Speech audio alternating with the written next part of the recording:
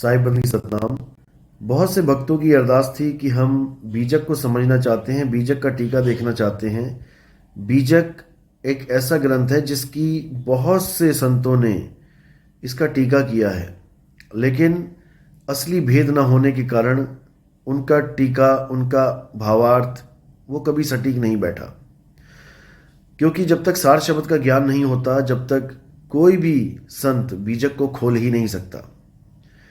इसलिए बीजक का टीका जो हमारे ही आश्रम के द्वारा हमारे संतों ने जिसको भावार्थ के द्वारा पूर्ण किया है, उस बीजक को अब आपको YouTube पे दिखाया जाएगा और जो जिज्ञासु जीव हैं वो इसका पूरा लाभ उठा सकते हैं और कबीर साहब के मूल भेदों को अच्छी तरह समझ सकते हैं। साईं बंदगी सतनाम। साईं बंदगी सतनाम सभी गुरु भाई बहनों को। तो कबीर साहिब जी का जो मूल ग्रंथ है कबीर बीजक, शुरू करने से पहले भाइयों मैं थोड़ा सा आपको बताना चाहूँगी कि कबीर साहिब ने अपना नीर और शीर यानी सार और असार, पवित्र ज्ञान और मूल ज्ञान दो दिए थे। जो पवित्र ज्ञान है अनुराग सागर, कबीर सागर और कबीर मंसूर, इसमें उन्होंने पवित्र ज्ञान दिया था। जैसे कि उन्होंने धर्मराज को भी कहा था कि पवित्र ज्ञान तुम जग में भागो, और उन्होंने लिखा भी दिया और बाक भी दिया था, लेकिन मूल ज्ञान तुम गुप्त कर रखो, तो वो उन्होंने कोड में लिख दिया था। लेकिन उस कोड को कोई संत यानी कबीर पंथी अब तक समझ ही नहीं पाए। तो कबीर साहिब ने उस कोड को खोलते हुए, समझो उसकी यानी मूल वाणी, उसका मूल ज्ञान, उस मूल ज्ञान को पूरे कबीर बीजक के नाम से 20 ग्रंथ ये कबीर साहिब ने ही लिखवाया है। तो कबीर साहिब जी का जो मूल ज्ञान है उनकी असल वाणी ये है, कबीर बीजक ग्रंथ यानी कबीर 20 ग्रंथ। 20 मतलब उनका आत्मज्ञान, उनका मूल ज्ञान, मोक्ष ज्ञान। जो तो इसलिए जब कबीर बीजक की पूरी नॉलेज यानी ज्ञान नहीं, तो मोक्ष मार्ग भी असंभव है। कबीर मार्ग में वो कबीर पंथी ही नहीं जिसे कबीर बीजक की जानकारी ना हो। तो इसलिए ये कबीर बीजक यानी इनकी मूल वाणियों को समझना बहुत ज़रूरी है। आइए अब हम शुरू करते हैं, इस ग्रंथ को लेकर आगे चलती हूँ मैं। 14 विद्याएं ये हैं, पुराण, न्याय, मीमांसा, धर्मशास्त्रां मिश्रिता, वेदा स्थानानि विद्यानं धर्मस्य चतुर्दश। इस प्रकार ब्रह्मा, विष्णु और महादेव नाम के महान पुरुष, सृष्टि रचना के अधिकारी तीनों देवताओं ने अलग अलग 3 बसावल गांव, 3 ग्राम बसाए अर्थात बनाए। अतएव उन त्रिदेवों ने अपने लिए 3 ग्राम बैकुंठ, ब्रह्मलोक और कैलाश, शिवलोक तथा भुवः स्वः एवं स्वर्ग, मृत्यु और पाताल के 3 लोक बनाए।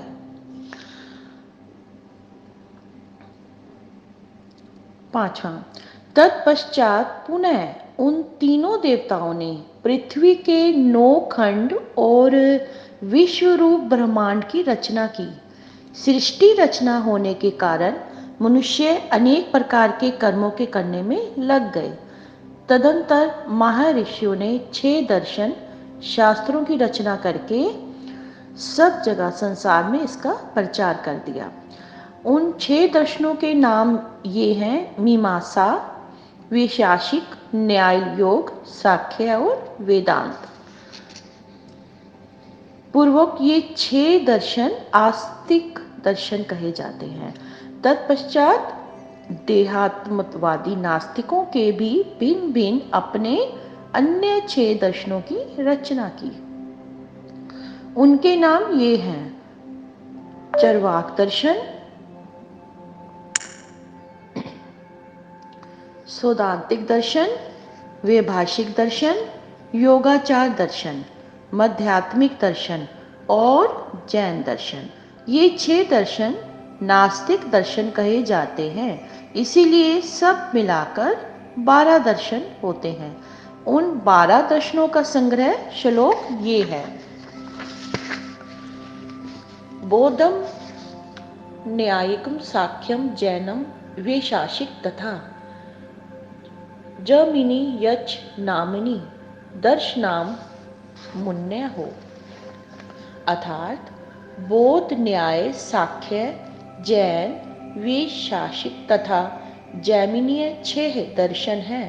इनमें सौत्रांतिक वैभाषिक योगाचार और माध्यमिक भेद से बौद्ध दर्शन के 4 भेद हैं तथा निरीश्वर और सेश्वर भेद से साख्य के 2 भेद हैं। पूर्वोत्तर भेद से मीमांसा के भी 2 भेद हैं। वैशासिक का न्याय में अंतर्भाव कर उनके स्थान में जवाब लेने से 12 दर्शन हो जाते हैं तथा वेशधारी 6 दर्शन और उनके 96 पखंड ये हैं। अब आगे ये इसमें बताया जा रहा है कि पाखंड कितने हैं? 96। जोगी जंगम सेवड़ा सन्यासी दरवेश 6वां कहिए ब्राह्मण 6 घर 6 उपदेश 10 सन्यासी 12 जोगी 14 शेष बखान ब्रह्म 18 जंगम 18 24 सेवड़ा जान। अतः इन वेशधारी 6 दर्शनों ने भी अपने अपने नाम से भिन्न मत संसार में प्रचार कर दिए। तत्पश्चात 96 प्रकार के पाखंड मतों की रचना की और उनका भी प्रचार कर दिया गया। तो अब इसमें ये आगे बताया गया है कि ये 96 पाखंड किस नाम से यहाँ हैं, जैसे कि गिरी, पुरी, भारती, आनंद, आश्रम, सरस्वती, वन, पर्वत, अरण्य और सागर। ये 10 प्रकार के सन्यासी हैं। ओधड़, योगी तथा अलखिया आदि 12 प्रकार के गोरखपंथी योगी तथा दरवेश नाम से प्रसिद्ध मुसलमान, सिया, सुन्नी, फकीरा, कंजरा, ईसाई तथा फारसी आदि 14 प्रकार के शेख एवं पंच गौड़ तथा पंच द्राविड़ आदि 18 प्रकार के ब्रह्म एवं शिव उपासक लिगायत कलिकादि 18 प्रकार के जंगम और अरहन महावीर आदि 24 तीर्थकार जैनी सेवड़ा। इस प्रकार पखंडियों के 96 भेद हुए। इस प्रकार संसार में अनेक मत संप्रदायों का प्रचार होने से समस्त मानव प्राणी परस्पर कलह तथा विद्वेषाग्नि में जलने लगे। अतः वह समय मुसलमानों का था और समस्त भारत देश की राज्य सत्ता उनके हाथ में थी एवं हिंदू सर्व ब्राह्मण क्षत्रिय आदि लोग अपने को ऊंचा, अपने को हिंदुत्व वैदिक धर्म सर्व से प्रधान श्रेष्ठ मानते तथा कहते थे। और इस प्रकार मुसलमान भी अपने को कहते थे कि हम मुसलमान ईमानदार जाति को खुदा ने उत्पन्न किया है। इस कारण से हम लोग इन काफिर हिंदुओं से सब प्रकार से श्रेष्ठ तथा पाक कौम है और हमारा कुरान मत इस्लाम धर्म हिंदुओं के वैदिक धर्म से ऊंचा तथा श्रेष्ठ है। एवं हिंदू सवर्णों में ब्राह्मणों को वेद तथा यज्ञोपवीत जनेऊ का अहंकार था कि जिसका यज्ञोपवीत संस्कार नहीं हुआ तथा नहीं होता है वह शूद्र तथा मलेच्छ जाति होती है। इसी प्रकार मुसलमानों को भी कुरान शरीफ तथा सुन्नती का अहंकार था कि जो कुरान शरीफ नहीं मानता है तथा सुन्नति नहीं कराता है तो वह क्या होता है, वह काफिर जाति होती है। अतः हिंदू काफिर जाति है। इनको मारने तथा इनको जोर जुल्म से भ्रष्ट करके मुसलमान बनाने से खुदा क्या होता है, प्रसन्न होता है। यानी इन मुसलमानों में ये बात ऐसी सोची जाती थी कि भाई इन पे, हम हिंदुओं पे जोर जुल्म करेंगे तो मुसलमान के जो खुदा हैं वो प्रसन्न हो जाते हैं और उस मुसलमान को खुदा जन्नत बहिश्त देता है। अतः उस समय मंदिर ढाए जाते थे तथा राम, कृष्ण, शिव, देवी, देव आदि की मूर्तियां खंडित की जाती थी और हिंदू सब जगह ब्राह्मण, क्षत्रिय आदि की सुंदर बहु बेटियां छीनी जाती थी और उनका सतीत्व धर्म नष्ट भी किया जाता था एवं सब जगह ब्राह्मण, क्षत्रिय आदि अन्य जातियों को जोर जुल्म यानी जबरदस्ती से भ्रष्ट करके मुसलमान बना दिया जाता था और वेदांत, कर्म, धर्म, यज्ञ आदि, होम आदि करना भी उस समय, मतलब उस समय हिंदू सब जगह को करना भी ये सब कठिन हो जाता था। वह यानी ये सब धर्म कर्म नहीं कर पाते थे। इसी प्रकार उस समय बादशाह तथा जो नवाब मुसलमान होते थे वह सब जगह भारत के देश में घोर अत्याचार छाया हुआ था तथा नित्य प्रति हिंदू मुस्लिम झगड़ा भी बहुत होता था जिसमें हजारों लाखों हिंदू मारे जाते थे और धर्म तान किए जाते थे, यानी उनके धर्म चेंज कर दिए जाते थे। मुसलमानों में, हिंदू को मुसलमानों में कन्वर्ट कर दिया जाता था। हिंदू सब जगह ब्राह्मण क्षत्रियों में फूट होती थी। इस कारण ये लोग जो थे उनके साथ सामना करने में शक्तिहीन थे। अतः ऐसे समय में कोई बीच का मार्ग पकड़कर उनमें शांति स्थापना करने के अतिरिक्त कोई उपाय होता ही नहीं था। तो सदगुरु कबीर साहिब ने उस समय के सत्य सनातन धर्म के महान आध्यात्मिक नेता थे। अतः हिंदू और मुसलमानों में शांति स्थापना करना उसका कर्तव्य था। इसीलिए उन्होंने अपना सत्य उपदेश देना आरंभ किया और कहा कि हे हिंदुओं तथा मुसलमानों, पेट न काहू वेद पढ़ाया, सुन्नति कराए तुरुक नहीं आया। अर्थात माता के पेट में कोई हिंदू सर्व ब्राह्मण वेद पढ़ के और ना जनेऊ डाल के आए हैं और ना ही कोई ब्राह्मण क्षत्रिय आदि बन के आए हैं और इसी प्रकार ना कोई मुसलमान माता के पेट से कुरान शरीफ पढ़ के आए तथा ना मुसलमानी करा के और ना मुसलमान बन के आए हैं। अतः तुम लोग आपस में क्यों लड़ते हो, ये कबीर जी ने उन मुसलमान लोगों को समझाया। तो सच्ची तो सम्मान्यता एक मानव जाति होती है और हिंदू तथा मुसलमान जाति तो सर्वार्थी लोगों की बनाई हुई है, यानी स्वार्थ लोगों की बनाई हुई है, मनुष्यकृत कल्पित है। अतः सदगुरु ने कहा है कि चौपाई, मानुष जाति एक है भाई, दूसर जाति कहाँ से आई। दूसर कर्म जाति है भाई, कर्म करे तस नाम धराई। जैसा कर्म करे संसारा, जैसे ताकी जाति पुकारा। जाति वर्ण का चीने न कोई, कैसे जाति दूसरी होई। जाति पाति नाही कोई न्यारी, एक जाति है सब संसारी। जाति पाति हो के नहीं आवे, यह जग में झगड़ा फैलाए। एक ही घर में सब जीव आवे, एक बाप एक माता जाए। डारी जनेऊ ब्राह्मण कहलावे, मेरी को कहू का पहिराए। सुन्नति कराए तुरक जो भयु, तुरकानी को का करी दयु। ना हिंदू ना तुरक कहाए, ज्ञानहीन सब भम भुलाए। कृत्रिम सुन्नति और जनेऊ, हिंदू तुरक न जाने भ्यो। झूठ गर्व भूलो मत कोई, हिंदू तुरुक झूठ कुल दोई। गुप्त प्रकट एके मुद्रा, काको कहिए ब्रह्मा सुद्रा।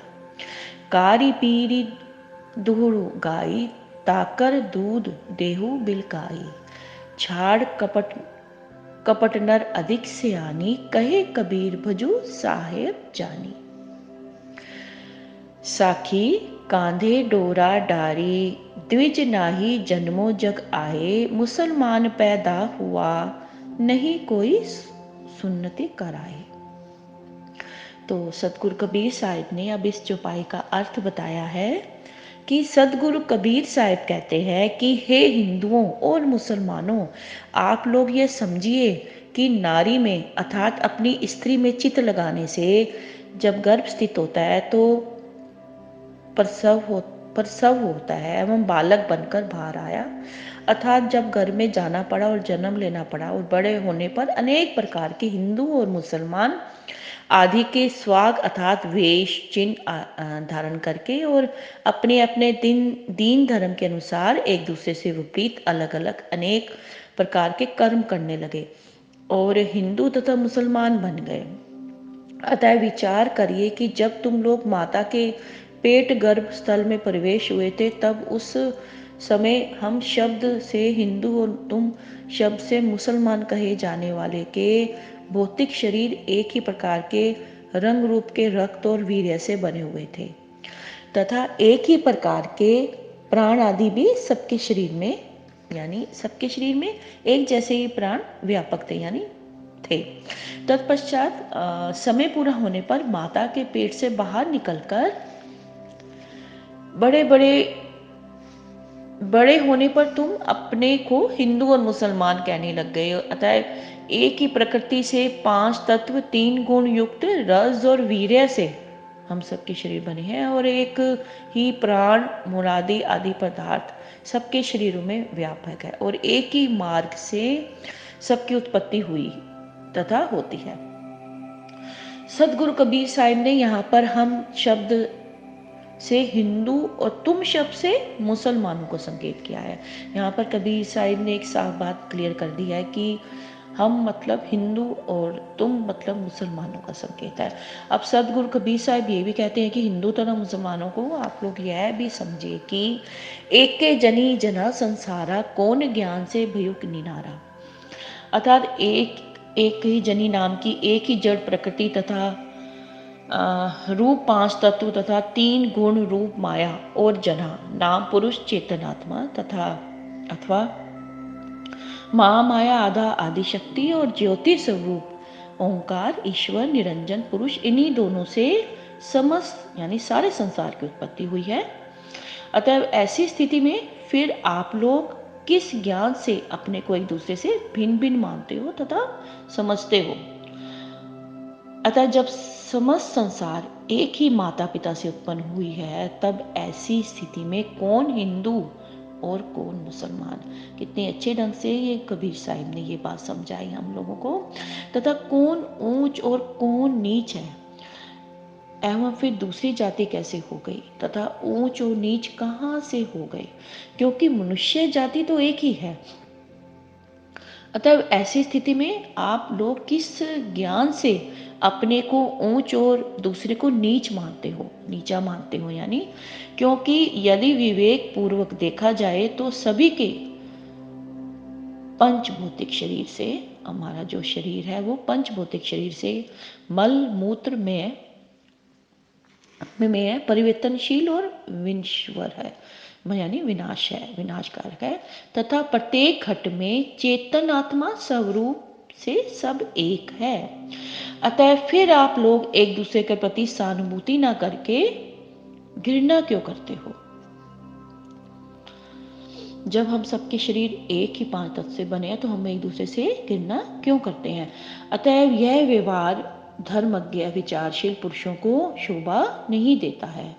अतः जैसे एक ही माता पिता से उत्पन्न अनेक प्रकार के बालक होते हैं जिनमें कोई काला होता है तो कोई गोरा, तो कोई मोटा होता है, कोई दुबला, तो कोई ऊंचा और नीचा आदि, एवं इसी प्रकार स्वभाव से भी सब लोग अलग अलग स्वभाव के होते हैं, किंतु फिर भी जब सब सहोदर भाई कहे जाते हैं, हम सब यानी भाई ही कहे जाएंगे। अतः इस कारण हिंदू मुसलमान ईसाई पारसी आदि विभिन्न प्रकार के होते हुए भी हम सब कौन हैं? भाई हैं। इसलिए हिंदू तथा मुसलमान आदि सबको परस्पर का कलह यानी कलेश संप्रदाय आदि का झगड़ा त्याग कर हमें परस्पर श्रद्धा प्रेम पूर्वक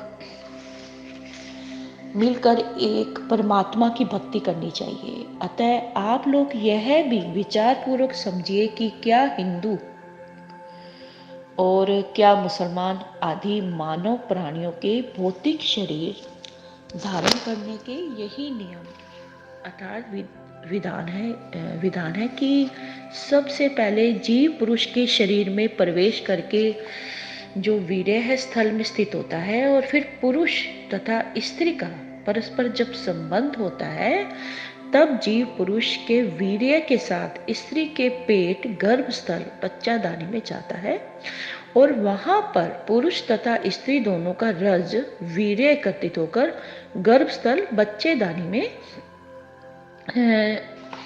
बच्चेदानी में जो बच्चा तथा बच्चों के शारीरिक सांचे बन जाते हैं उसमें वह रज वीर्य बच्चा तथा बच्चे के शरीर काल में ढल जाता है। तो तदंतर समय पूरा होने पर वो बालक भग द्वारे आया अर्थात माता के पेट गर्भ मार्ग भग यानी मूत्र द्वारा योनि द्वार से बाहर आने पर बालक रूप में जन्म हुआ। तब बालक कहा गया। जब बालक से बड़ा हुआ तब युवा अवस्था में होकर विवाह होने पर भग भोगों से पुरुष कहाया अर्थात अपनी धर्म पत्नी से संबंध कर पुनः भग भोगने से भग भोक्ता पुरुष कहा गया। अतएव इस प्रकार समस्त हिंदू तथा मुसलमान आदि मानव प्राणियों की उत्पत्ति का यही विधान है। अतः सबको परस्पर मात्र प्रेम भाव से व्यवहार करना चाहिए।